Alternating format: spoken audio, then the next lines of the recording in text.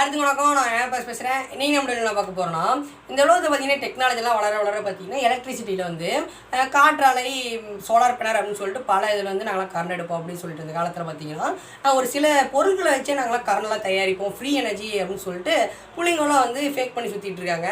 அதில் இருக்க விஷயம் என்ன, அதை உருவாக்க முடியுமா முடியாதா, அதை பற்றி நம்ம பார்க்க போகிறோம். வாங்க போகலாம்.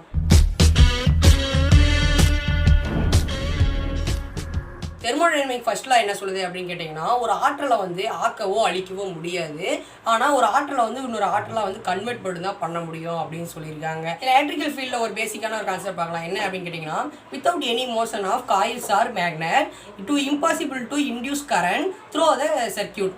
என்ன அப்படின்னா என்ன அப்படின்னு கேட்டிங்கன்னா, அதாவது ஒரு காயிலோ ஒரு காந்தமோ சரி, அது வந்து நகர்வு இல்லாமல் வந்து மின்சாரத்தை வந்து உண்டாக்க முடியாது. அது வந்து ஒரே நிலையான இடத்துல இருந்துச்சுன்னா கரண்ட் வந்து சுத்தமாக உண்டாகாது அப்படின்னு சொல்லியிருக்காங்க. ஏன்னா பிள்ளைங்களை வந்து ஃப்ரீ எனர்ஜி கொண்டாடுறோம் அப்படின்னு சொல்லிட்டு அதிகபட்சம் நிரூபிச்சது எது பார்த்தீங்கன்னா காயில் கம்பி வச்சு தான். காயில் கம்பினா என்ன அப்படிங்கிறது கொஞ்சம் டீட்டெயிலாக பார்ப்போம் வாங்க.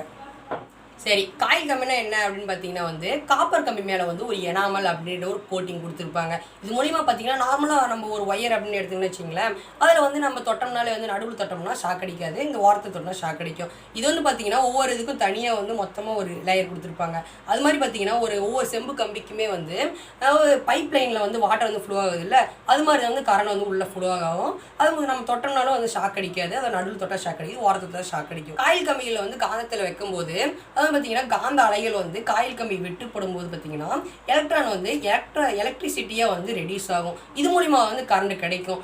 இதை வச்சு பல பேர் வந்து ஃபேக்காக நிரூபிச்சிருக்காங்க. ஒரு 2-3 எக்ஸ்பெரிமெண்ட் பார்ப்போம் வாங்க. மொதல் எக்ஸ்பெரிமெண்ட் பார்த்தீங்கன்னா வச்சுங்களேன், நம்ம வந்து வீட்டில் வந்து கார் ஆகட்டும், பைக் ஆகட்டும், இல்லை ஏதோ ஒரு கட்டில் அப்படின்னு சொல்லிட்டு ஸ்பேனர் வச்சு போல்டு நட்டு தான் கழட்டுவோம். இங்கேருந்து நாங்கள் வந்து ஃப்ரீயாக வந்து கரண்ட் எனர்ஜி வந்து ரெடியூஸ் பண்ணுறோம் அப்படின்னு சொல்லியிருக்காங்க. இதில் வந்து என்னதாம்பா இருக்குது, இது வந்து உண்மைன்னு சொல்கிறதுக்கு ஏதாவது 1% இருக்கா அப்படின்னு கேட்டிங்கன்னா சுத்தமான ஃபேக்கு. அவங்களுக்கே தெரியும் ஃபேக்குன்னு சொல்லிட்டு நம்மளையும் வந்து கண்மூடித்தனமாக நம்ப வச்சுருக்காங்க.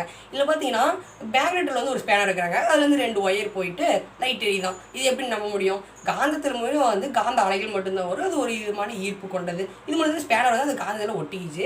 இது வந்து எப்படி கரண்ட் வரும்? இது வந்து கண்டிப்பாக வந்து எடிட்டிங் வேலையாக தான் இருக்கும். இது சுத்தமான ஃபேக்கு. ரெண்டாவது வந்து எனர்ஜி ரெடியூஸ் பண்ண ஃபேக்கு பார்த்தீங்கன்னா, அதாவது ஸ்பார்க் கம்பி வச்சுருக்காங்க 2 சைடு, அதுலேருந்து வந்து பார்த்தீங்கன்னா வந்து காயில் கம்பியை ரோல் பண்ணி வச்சுருக்காங்க. இதில் வந்து நடுவில் வந்து காந்தத்தை வைக்கிறது மூலிமா வந்து கரண்ட் ரெடியூஸ் ஆகி லைட் எரிதான். இது எப்படி இருக்குது அப்படின்னு கேட்டிங்கன்னா, ஸ்பார்க் கம்பியில் என்ன இருக்கும் அப்படின்னு பார்த்தீங்கன்னா வந்து நியானும் அயனும் கலந்த ஒரு கம்பின்னு தான் சொல்லணும். இது எதுக்காக பயன்படுது அப்படின்னு பார்த்தீங்கன்னா இன்ஜின்லாம் வந்து ஒரு கரண்ட்டை பாஸ் பண்ணுறதுக்கு பயன்படுது. இது மூலிமா பார்த்தீங்கன்னா வந்து நம்ம ஆல்ரெடி சொன்னது தான், காந்த அலைகள் மூலிமா வந்து வெட்டுப்பட்டாலும் அது வந்து காயில் கம்பி கிட்ட தான் வைக்கணும். இவங்க எதுக்கு வந்து நடுவில் கம்பி வச்சுருக்காங்க, அப்பயுமே வந்து எப்படி கரண்ட் உருவாகும்?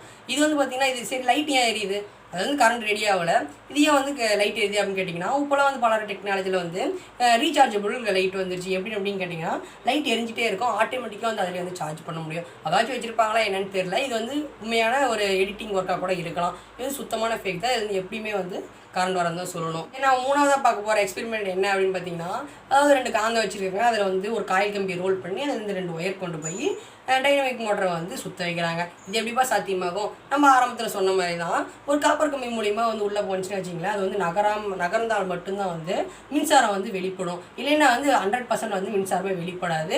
இதுதான் உண்மையான கான்செப்ட். இது வந்து சுத்தமான ஃபேக் அப்படின்னு சொல்லிட்டு அவங்களே காட்டி கொடுத்தாலும் அது வந்து எப்படி தான் வந்து அந்த மோட்டர்லாம் சுத்த வைக்கிறாங்களோ தெரில. ஒருவேளை எனக்கு என்ன தோணுதுன்னு வச்சுங்களேன், அதிகமாக ஸ்பேன் ஸ்பீடை வச்சு இங்கே எக்ஸ்பெரிமெண்ட்லாம் செஞ்சு வீடியோ போட்டாங்கன்னு நினைக்கிறேன். என்ன உண்மையோ அவங்களுக்கு தான் தெரியும். எப்படி தான் இவங்களாம் மனசாட்சி வருதே தெரில.